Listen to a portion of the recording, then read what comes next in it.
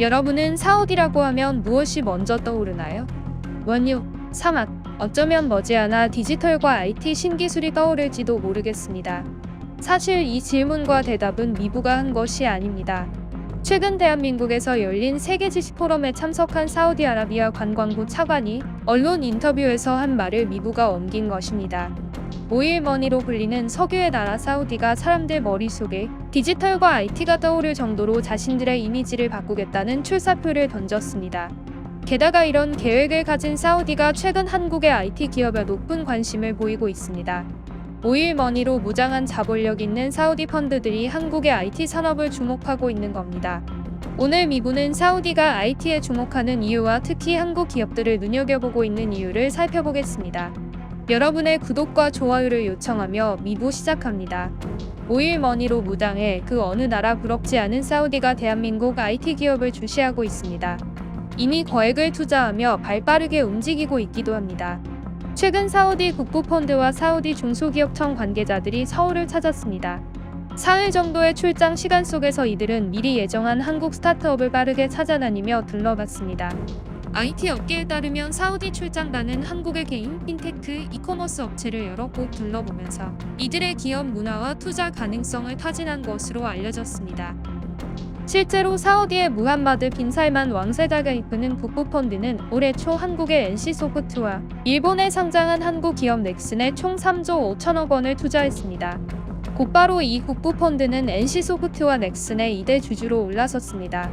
이후 지난 6월에는 사우디 문화부가 한국의 CJENM과 문화협력 협약을 맺었습니다. 8월에는 사우디 투자부가 SM엔터테인먼트와 메타버스 플랫폼 등 사업 협약을 맺기도 했습니다.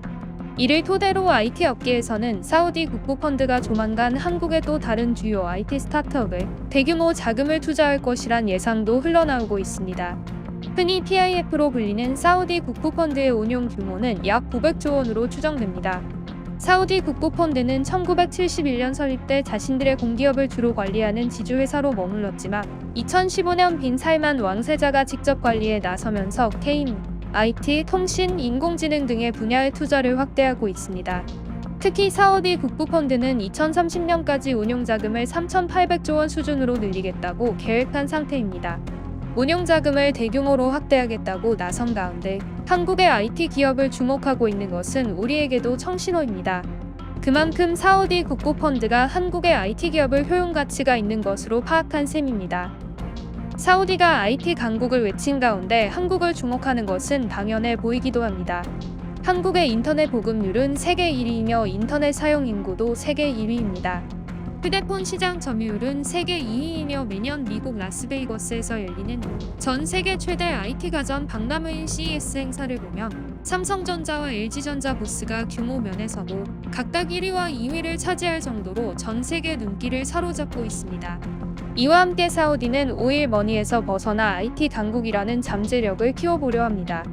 사우디 산업의 70%를 차지한다는 석유 산업은 양날의 검과 같을 수 있습니다. 당장 친환경 에너지로의 전환이 가속화되는 지구촌 사회에서 자칫 사우디의 석유 매장량은 언젠가는 무용지물이 될 수 있습니다. 그래서인지 최근 한국무역협회 중동지역 본부가 내놓은 사우디의 인공지능 산업 육성 정책을 보면 사우디는 2030년까지 전 세계 AI 국가 순위 15위 진입을 목표로 하고 있습니다. 이를 위해 지난 2020년 데이터와 AI 국가 전략을 발표했습니다. 이 전략은 글로벌 기업과 기술 협력을 강화하고 정부 투자 확대를 통해 AI 산업 전문 인력과 스타트업을 양성하겠다는 계획을 담았습니다. 구체적으로 사우디는 중국 화웨이와 파트너십을 맺고 IT와 AI 산업 인재 800명을 양성하겠다는 목표도 세웠습니다.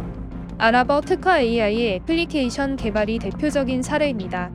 여기에 더해 사우디 정부는 데이터 인공지능청을 통해 2030년까지 사우디 AI 산업에 200억 달러를 투자하겠다고 발표했습니다. 실제로 주사우디아라비아 대한민국 대사관에 따르면 사우디의 비석유 부문 중 가장 성장 속도가 빠른 산업 분야는 통신 시장과 IT 시장으로 꼽힙니다.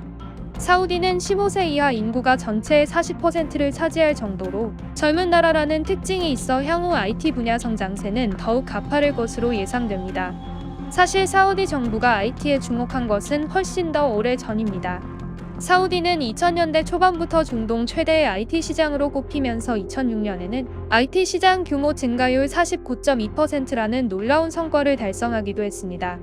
쉽게 요약하면 2005년부터 매년 IT 시장 10% 내외 성장을 달성하면서 몸집을 키워왔습니다. 사우디가 한국의 IT 기업 투자를 확대하려는 움직임 속에서 우리에게 주는 시사점도 돌아볼 필요가 있습니다. 일단 젊은 나라라는 사우디의 잠재력이 주는 메시지입니다. 최근 한국의 출산율은 전 세계 최하위로 분류됩니다. 국내 통계에 따르면 33개월째 출산 인구보다 사망 인구가 많아 대한민국 인구는 줄어들고 있습니다. 아무리 첨단 IT 산업이 전통적인 제조업과 달리 많은 인력을 필요로 하지 않는다고 하지만 이것은 수용자 문제에서 볼 필요가 있습니다. 당장 IT 산업의 수요층은 아무래도 젊은 나이에서 더 큰 효과를 불러오기 때문입니다. 반대로 사우디와 최근 아시아의 잠재력으로 불리는 베트남 같은 나라들은 모두 국민 평균 연령이 30대가 되지 않는다는 공통점이 있습니다. 이제는 인구가 많고 적음을 떠나 평균 연령이 낮은 것도 그 나라의 풍부한 잠재력을 측정할 수 있는 하나의 도구입니다. 어쨌든 오일 머니로 무장한 사우디가 한국의 IT 기업을 눈여겨보고 있다는 점은 크게 나쁠 것이 없습니다. 한국과 사우디의 수교는 생각보다 오래돼 올해로 60주년을 맞았습니다. 현대차 그룹의 자회사인 로봇공학 기업 보스턴 다이내믹스는 사우디 디지털 기업 CNTXT와 지난 15일 업무 협약을 맺었습니다. 과거 한국 기업들이 주로 건설이나 석유 분야에서 사우디와 손을 잡았던 것과 비교하면 작지만 큰 성과입니다.